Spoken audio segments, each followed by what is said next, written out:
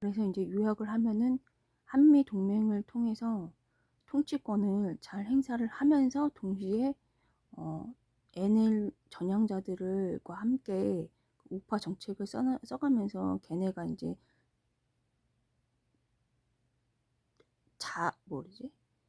스스로 자기네들 자생적으로 이렇게 정화가 되게 자기네들 스스로 경쟁을 시켜가지고 정치 경쟁을 시켜가지고 실력자만 진짜 정치할 사람들만 정치하고 아주 뒤 아래는 그냥 싹 다 그냥 나가버려야 돼. 잘려야 돼. 완전히. 그렇게 해서 정리를 하는 식으로 해야 해요. 그렇게 하고 이제 또 말씀을 드릴게. 제가 어제도 잠깐 말씀드렸지만은 대공수 사건이 간첩 잡는데 요즘에는 이제 문재앙이 경찰로 해놨잖아요. 근데 서부지법 폭동 제가 2명 감방에 간 사람들 2명 사상 검증했는데 둘 다 빨강입니다. 빨갱이가 섞여 들어갔다고요. 그리고 신의 한 수는 전혀 상관이 없는데 뒤집어 씌워가지고 응? 경찰이 한마디로 민주노총한테 지거든요. 빨갱이들한테. 요번에도 정당방위 못했죠. 근데 걔네들이 간첩 잡죠. 민주노총은 최고 위원장이나 간부들이 다 간첩줄이죠. 경찰이 정당방위 못했잖아요. 그래서 제가 자꾸 이제 주제 파악을 시키는 겁니다. 경찰들이 국민들한테 갑질한다니까.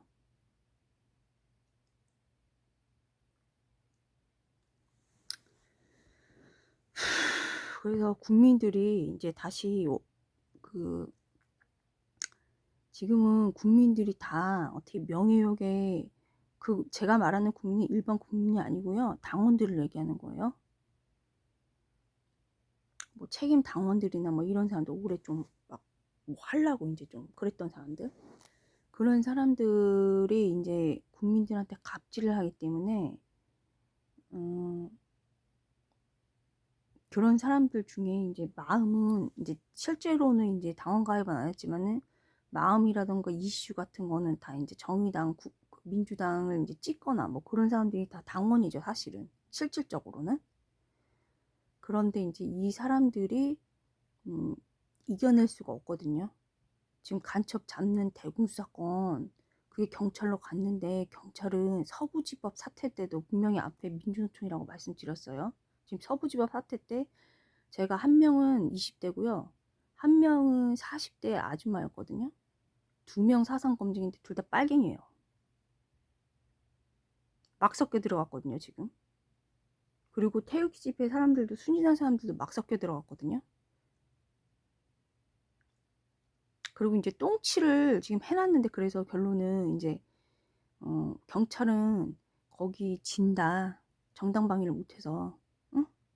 그거를 예를 들어갖고 6.25 참전을 예를 들어갖고 걔네들처럼 법으로 처벌하기 위해서 응? 법으로 처벌하기 위해서 져준다?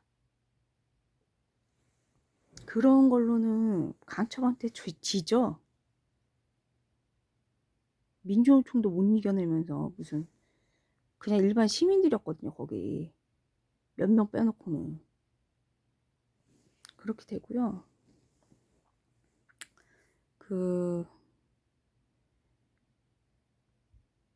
우파 정책을 잘 쓰는 게 응? 잘 쓰는 게 태극기 집회 명예를 회복하는 거예요. 태극기 집회라면 함은 그 정치인 집단을 얘기하는 게 아니고요. 저희 아빠도 이제 태극기 집회에 나가는데 이제 사람이 너무 많아서 막 되돌아오고 체력이 딸리니까 이렇게 했는데 국가 유공자셨거든요.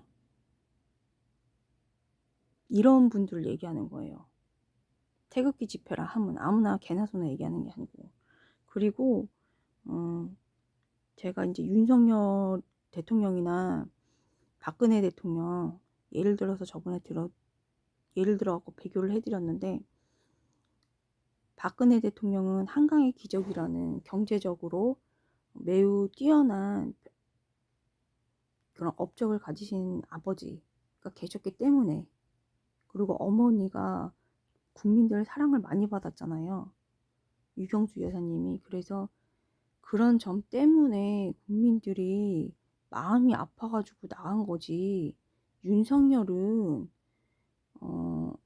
박근혜 대통령이랑은 차원이 틀린 거죠. 근데 이걸 갖다가 윤 어게인 하면서 트위터에 쓴 것처럼 다시, 제가 이제 트위터에 뭐 다시 박근혜 대통령 제자리에 앉힌다, 그거는 이제 그냥 그 브레인스토밍도 아니고, 제가 여론조사 여론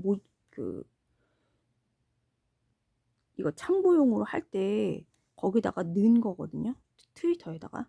근데 그런 것까지 말도 안 되는 거에 적용을 시켰더라고요. 윤석열 이제 종이 호랑이거든요. 그래서 말씀드렸지만은 발악하는 몇 명 빼놓고는 이미 종이 호랑이야. 근데 걔네가 이제 또 민주당 그러니까 정의당이죠. 걔네들이랑 또 싸울 거 생각하니까 그 국힘당을 엉망진창으로 만들 거거든요. 자기 살라고. 자기네들 살라고. 근데 자기네들 사는 것도 물론 지네 사정이니까 중요하겠지. 근데 국민들 생각을 먼저 하는 게 공직자잖아요. 근데 엉망진창이 하는 거는 그 계엄이 문제가 아니죠. 경제를 문재인이 폭망시켰는데 그 이어가지고 윤석열이 능력도 안 되는데, 국민 여론은 홍준표 대표님이었잖아요. 이번에 황교안 대표님이 감사하게 국회의원 하기 싫은 보니까 수준이 떨어지잖아요. 국무총리까지 했는데 뭘 또 하고 싶겠어요, 솔직히 얘기해서. 근데 하고서 이제 다시 이제 진입을 하려고 해주시니까 감사한데, 원래는 이게 제 자리인데, 응? 한동훈이랑 윤석열이 엉망진창 해놓고 한동훈도 망하거든요. 응?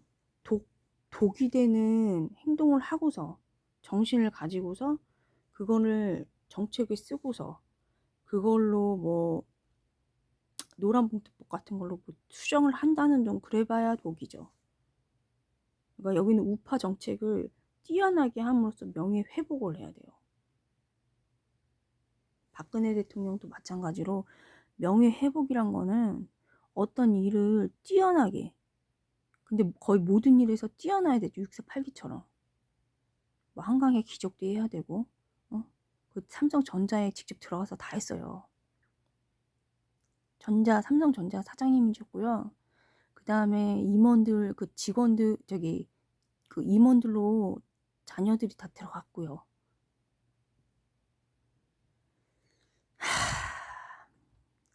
그 회장님하고도 친했고요. 그러니까 동력이라는 거는 정말 정직하게 노력해야 되죠. 거기에다가 이제 정직하게 노력하고 실력이 쌓아야 되거든요. 저는 이제 정치도 조금 힘들었던 거는 그분들만큼, 자, 뼈가 저렇게 붕골쇄신 될 만큼 그렇게 해야 되는구나 할 자신이 없었고요. 저는 그때 딴 거 되고 싶긴 했는데, 이제는 이제 받아들이는데, 숙명처럼 받아들이는데, 경제 불황이잖아요, 지금. 불이죠, 불이. 그래서 지금 살아남는 건 공공 정책을 쓰는데 입찰 들어가지, 공공 일자리, 그러니까 세금, 창고지기 열쇠 가진 사람들이 자기네, 그러니까 이제 주인처럼 그렇게 돈 쓰지, 세금으로 월급을 주는 거예요, 그걸로. 그러니까 그 줄을 쓰는 거죠, 이제. 그렇게 돌아가는 거예요. 그래서 이제 명예를 회복하기 위해서는 다 잘해야 된다, 할아버지들처럼. 그러려면 땡땡을 또 잘해야 된다. 친미를 잘해야 된다. 친미를. 그래서 윤석열 대통령은 그냥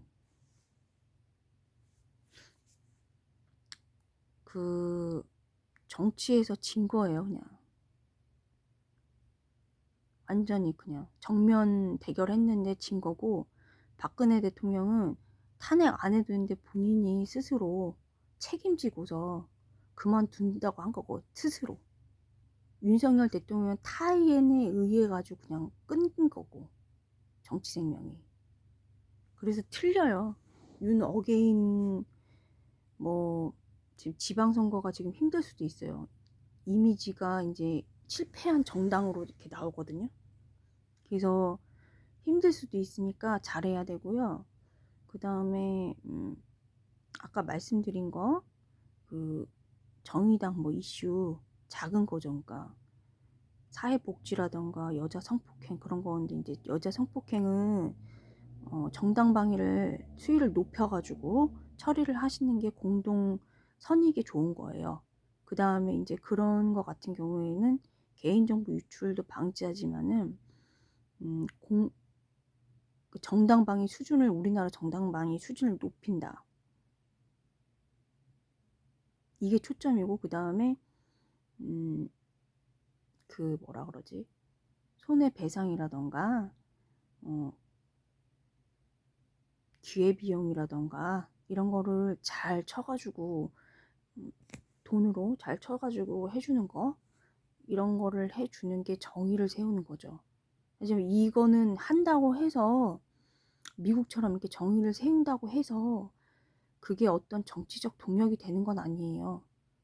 왜냐면은 이건 성공 코드가 아니고 실패자들 이제에게 이제 정의를 세우는 차원이라서 부수적으로 우리가 하지만 반드시 해야 되는 거죠. 왜냐면 이게 악용이 너무 되기 때문에, 또 어떤 거는 여자들이 꽃뱀들이 무고죄로 이렇게 무고로 많이 이제 신고도 하고, 그러니까 정적 제거를 위해서 많이 그렇게 하니까. 그 제가 이제 보고 듣기로 배우기로는요, 많이 자요. 잠자리를 하는데 어느 한순간에 이제 잠자리 하다가 이 사람들이 정치 탐욕적이기 때문에, 정의당 얘기하는 거예요. 여기가 NL 사상범들보다 더 탐욕적이에요. 거기는 사상범들은 순진한 구석이라도 있죠. 그래서 감옥 가는 거거든요. 근데 정의당은 완전히 뭐 혀를 내두를 정도예요. 거기는 뭐 보통이 아니에요. 예, 감사합니다.